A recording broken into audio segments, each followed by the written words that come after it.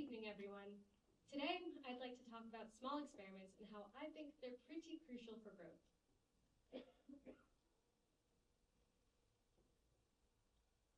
When I was in high school, I almost always had a pit in my stomach. Every decision felt like it was supposed to be monumental, and everyone around me seemed a lot more sure than I was. Teachers and parents asked, "What do you want to be? Where do you see yourself? Where are you applying to?" College applications asked me to explain my plan for my life. That was all very overwhelming. So naturally, I always thought by 17 or 18, I was supposed to know what I wanted to major in, what career I was working toward, and ideally, what my life was going to look like. So today, I want to talk about something I wish I heard more back then. You don't need to have your life figured out, and you definitely don't need to know who you are.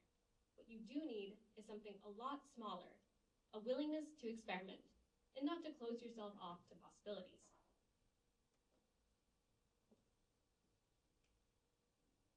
So, small experiments. What are they, and why are they so powerful?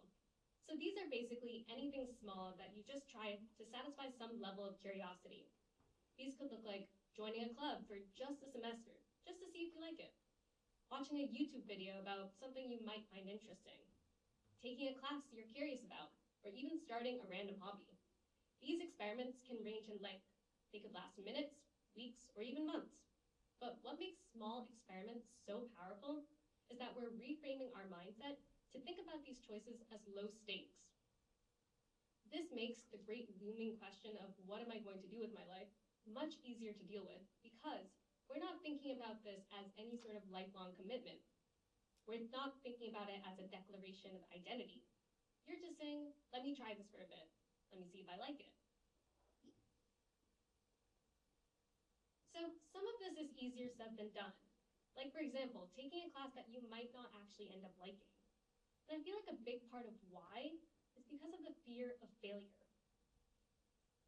I used to be under the impression that if I chose wrong or missed a step, then I've wasted my time or ruined my future, which doesn't leave a lot of room for curiosity or for exploration. So that attitude made curiosity feel risky. It made changing your mind feel like failure.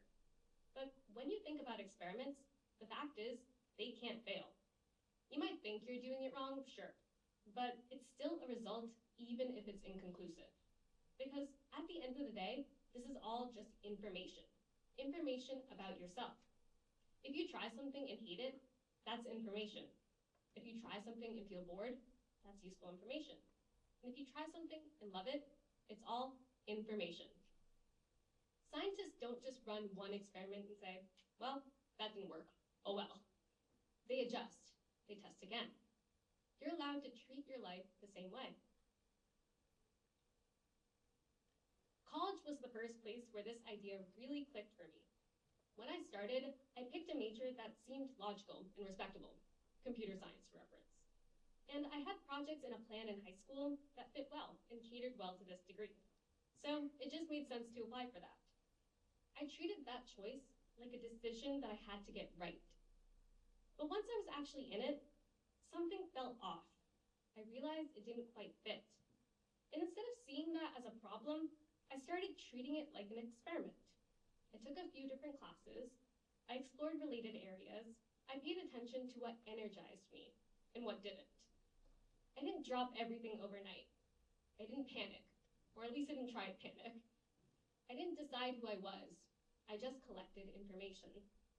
And over time, that information helped me adjust and ultimately explore the ways the major I actually ended up on, data science and business analytics, could actually feel exciting to me. Not because I failed, but because I learned about myself. And this approach actually played a role in me picking a career.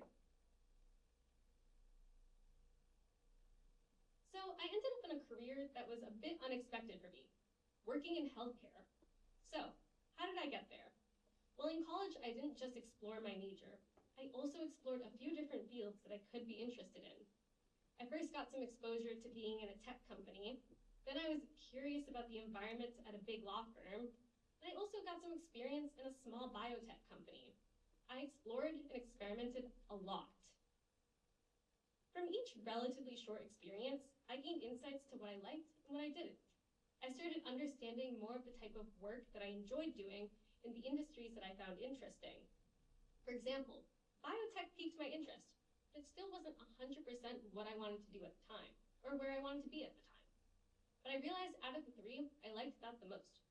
So now I had that information to work with, and this nudged me forward a little bit. So from that, I thought, maybe something in the health and life sciences area would be good. And that seed was planted.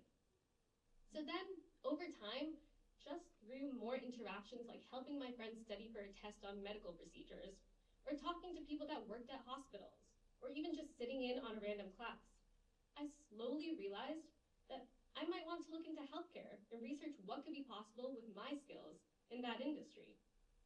I didn't wake up one day and decide to pivot and decide to be in an environment, in a field, with context I knew nothing about. So when these opportunities presented themselves, I didn't think too much about it. I didn't think that any one of these experiments individually would set me on a concrete path. But together, it was a compound effect that slowly directed me to a career that I didn't even know about. So now looking back, even though my experiments might have felt unexpected, they don't feel random anymore. They make sense now. And not because it was planned perfectly, because it definitely wasn't, but because there was a willingness to try. Each one gave me something, a skill, a question, maybe even just the tiniest bit of clarity. And even the experiments that didn't turn into anything obvious still mattered. They taught me what I didn't enjoy, what drained me, and what didn't feel like me. And the ones that did work, they didn't just suddenly hand me a perfect plan. They just nudged me forward just a little bit. But that's how growth actually happens, in my opinion. Not through a couple big decisions, but through a series of really small, maybe even seemingly pointless steps that slowly start pointing in the same direction. So, I've learned you don't have to have it all figured out, and you definitely don't have to have a master plan. You will slowly build the life that's meant for you, one experiment at a time. Thank you so much.